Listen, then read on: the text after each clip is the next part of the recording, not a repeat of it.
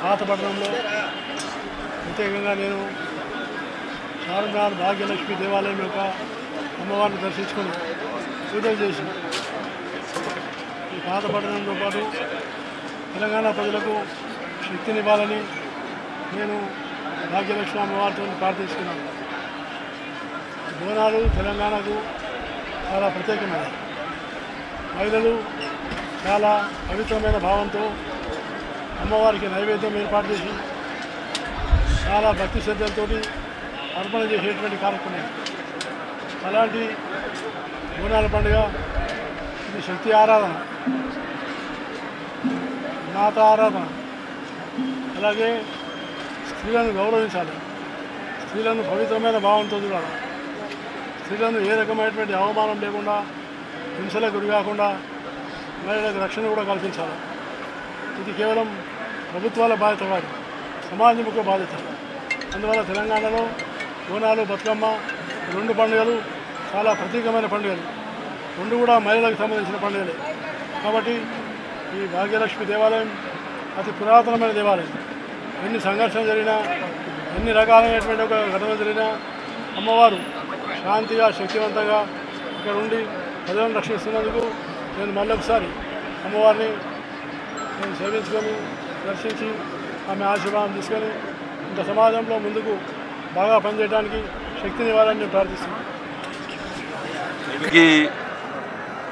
బోనాల పండుగ సందర్భంగా మా అక్క చెల్లెలకు, అన్నదమ్ములకు, ముఖ్యంగా తెలంగాణ ఆడబిడ్డలకు అందరూ కూడా బోనాల పండుగ శుభాకాంక్షలు. ఇలా భాగ్యనగర్ ఈ ఆషాఢ మాసం సందర్భంగా భాగ్యనగర్ గల్లీ గల్లీలో, బస్తీ బస్తీలో ప్రారంభమైనటువంటి ఈ బోనాల జాతర తెలంగాణ రాష్ట్ర వ్యాప్తంగా వ్యాపించింది. తెలంగాణ రాష్ట్ర వ్యాప్తంగా కూడా గల బోనాల పండుగను ఒక భక్తియుత ధార్మిక వాతావరణంలో నిర్వహించుకుంటా ఉన్నారు. భాగ్యనగర్లో కూడా ఒక పండుగ వాతావరణం. సరే, అన్ని కుటుంబాలు కలిసి ఒక బస్తీలో సామూహికంగా ఆ తల్లికి బోనం సమర్పించడం, మన కష్టాలు తీరుతాయి అని చెప్పి ఒక విశ్వాసం, నమ్మకం ఇలా హిందూ సమాజం లోపల, హిందూ భక్తుల లోపల ఉంది. కాబట్టి ఇవాళ ఈ పండుగ వాతావరణం నెలకొంది. ఇలా బోనం అంటే అమ్మవారికి నైవేద్యం. అమ్మవారికి నైవేద్యం సమర్పిస్తే ఇవాళ కష్టాలు తీరుతాయని చెప్పి ఒక నమ్మకం, విశ్వాసం. దాంతో ముఖ్యంగా ఈ భాగ్యనగర్లో ఇవాళ మూసీ నదితోని, ఆ నీళ్ళతోని ఆ కాలంలో భాగ్యనగర్ ప్రజలు ఇబ్బంది పడుతుంటే ఆ తల్లికి బోనం సమర్పించాలని చెప్పి వాళ్ళ లాల్ దర్వాజాలోని ఆ తల్లికి బోనం సమర్పించడం ద్వారా ఆ ప్రమాదం నుంచి బయటపడ్డామని చెప్పి ఒక నమ్మకం, విశ్వాసం సమాజం లోపల ఉంది.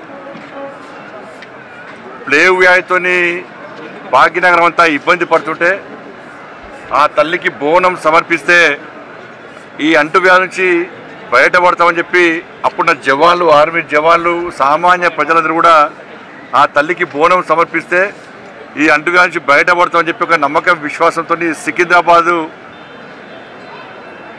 అమ్మవారి యొక్క దేవాలయంలో బోనం సమర్పించడం జరిగింది. దీంతోపాటు ఒక సైంటిఫిక్ రీజన్ కూడా ఉంది. ఆ బోనానికి చుట్టూ పసుపు రాయడము, వేపావు కట్టడము, దీని ద్వారా బ్యాక్టీరియా, వైరస్ నుంచి మనం కాపాడగలుగుతామని చెప్పి ఒక విషయం కూడా మనం గమనించాల్సిన అవసరం ఉంటుంది. మరి ఇటువంటి పరిస్థితుల్లో ఇవాళ భాగ్యనగరం అంతా కూడా ఇలా బోనాల జాతర జరుగుతున్నది. అనేక జిల్లాలో గల్లీ గల్లీలో కూడా గ్రామాల వారిగా, కుల సంఘాల వారిగా బోనాల జరుగుతున్నది. ఒక మంచి వాతావరణం జరుగుతున్నది. కాబట్టి ఈ బోనాల పండుగ సందర్భంగా, జాతర సందర్భంగా ఆ అమ్మవారు ప్రజలను కాపాడాలని చెప్పి ఆ తల్లిని నమ్ముకునే విధంగా బోనం సమర్పిస్తున్నామో ఆ తల్లి కరుణా కటాక్షాలు అందించాలని చెప్పి, ఒక మంచి సమాజ నిర్మాణం జరగాలని చెప్పి, అందరి కష్టాలు తొలగిపోవాలని చెప్పి, అందరూ ఆయుర ఆరోగ్యాలతో సుఖ సంతోషాలతో జీవించే విధంగా ఉండాలని చెప్పి ఆ అమ్మవారిని ప్రార్థిస్తున్నాను. కానీ ఇంకా ఘనంగా జరుపుకునే అవకాశం ఉంది. పాపం ఇంతకుముందే ఒక భక్తులు చెప్తున్నాడు, సామాన్య భక్తులు వచ్చి కోమటివాడ, యాకుత్పుర, చావడి ఆ ప్రాంతాల్లో ఇప్పుడు కూడా బోనాల పండుగ జరుపుకునే పరిస్థితి లేదు, అడ్డుకుంటూ ఉన్నారు. మా పండుగలు మేము జరుపుకునే పరిస్థితి ఇలా పాత బస్తీలో లేదు. మా పండుగలో జరుపుకునే అవకాశం ఉందా లేదా, జరుపుకొనిస్తారా లేదా అని చెప్పి బాధపడే పరిస్థితి. మేము ఇతర ప్రాంతాల్లో బోనాల పండుగ జరిపితే పోయే పరిస్థితి వచ్చింది. మాకు ధైర్యంగా బతికే పరిస్థితి లేదు మాకు అని చెప్పి చెప్తా ఉన్నారు. కోమటివాడకు సంబంధించి ఒక భక్తులు వచ్చి నేను చెప్పిన వచ్చేది మన ప్రభుత్వమే. యాకుత్పుర, కోమటివాడ, ఈ వాడ ఆ వాడ కాదు, పాత బస్తీ ఈ బస్తీ ఆ బస్తీ కాదు, గల్లీ గల్లీలో బస్తీ బస్తీలో బోనాల పండుగను అధికారికంగా ఘనంగా జరుపుకునే అవకాశం రావాలంటే ఇక్కడ హిందూ సమాజం గురించి ఆలోచించే ప్రభుత్వం, అన్ని వర్గాలను సమానంగా చూడాలని చెప్పి ఆలోచించే ప్రభుత్వం ఇక్కడ ఏర్పడాలి. తప్పకుండా మన ప్రభుత్వం వస్తుంది. మీరు ప్రశాంతంగా పండుగ ధైర్యంగా పండుగ జరుపుకునే అవకాశం కల్పిస్తామని చెప్పడం. ఎందుకంటే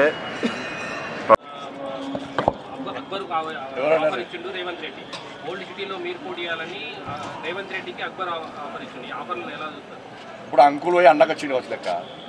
ఇంతకుముందు కేసీఆర్కి అంకుల్ అంకుల్ అని వేడు కదా, ఇప్పుడు అన్నదమ్ముల సంబంధం వచ్చింది.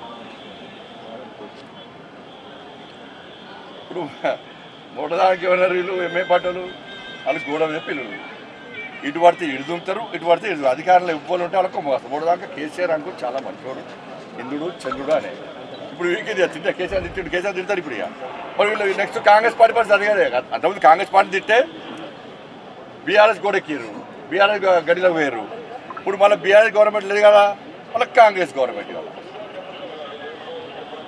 మరి అప్పుడు అక్బరుద్దీన్ వచ్చి ఏమనాలి, ఎస్ నా ఓల్డ్ సిటీని న్యూ సిటీగా మారుస్తా అంటే నేను దేనికైనా సిద్ధం అన్నాడు. నా హాస్పిటల్ బాగా నడవాలి, నా వ్యాపారాలు మంచిగా జరగాలి, నేను చేసే కబ్జాలు బాగుండాలి, ఓట్స్లో కూడా ట్యాక్సులు కట్టద్దు, ట్యాక్సులు కట్టే ఆఫీసర్ వస్తే కొట్టాలి, కొట్టిన ఎవరు కేసు పెట్టద్దు. 15 నిమిషాలు సమయం ఇస్తే ఇందులో నరికి చంపుతా అన్నటువంటి వ్యక్తిని తీసుకొచ్చి కొడంగల్లో పోటీ చేస్తా అంటే గెలుపు మీద అనేది దమ్ముంటే ఏమని చెప్పు. మేము అందరం కూర్చొని నిర్ణయించుకొని, మా పార్టీని నిర్ణయించుకొని కొడంగల్లో గిట్లా అక్బరుద్దీన్ వేసి పోటీ చేస్తే డిపాజిట్ రాకుండా చేసే బాధ్యత మాది. ఖతర్నాక్ అభ్యర్థులు నిలబడతాం మేము. ఒక్కొక్క యువకుడు ఒక్కొక్క ఇంటికి ఇన్ఛార్జిగా వస్తాడు. మేము స్వచ్ఛందంగా వచ్చే పరిస్థితి తెలంగాణ రాష్ట్రంలో. ఒక్కొక్క యువకుడు కొడంగల్లో ఒక్కొక్క ఇంటికి ఇన్ఛార్జ్గా వచ్చి డిపాజిట్ రాకుండా చేస్తాం మేము. అంత చాతగాళ్ళు అయింది మేము. అంటే వాళ్ళు పంచుకుంటే అయిపోతుంది అయింది. ఇలా కాంగ్రెస్ పార్టీ ప్రభుత్వం ఏం చేయాలి, అంతకుముందు ఓవైసీ అక్బరుద్దీన్ చేసిన వ్యాఖ్యలు వాస్తవము మీడియా కూడా చూపెట్టింది. ఆ కేసును ఆధారాలు సమర్పించకుండా బీఆర్ఎస్ పార్టీ కేసును నిర్వహణ చేసింది, కాంగ్రెస్ పార్టీ నిర్వహించింది. మరి వాళ్ళు ఏం చేయాలి, ఎందుకు మాట్లాడినావు 10 నిమిషాలు సమయం ఇస్తే నడిచేస్తా అని చెప్పి ఇంకోసారి మాట్లాడితే బిడ్డ ఖబర్దారని అసెంబ్లీ వేదికగా వార్నింగ్ ఇవ్వాలి. అంటే మీరు మాట్లాడడం మేము పడుచుకోవాలట.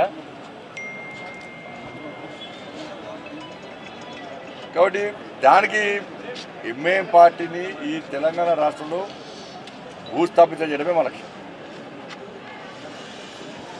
ఓకే.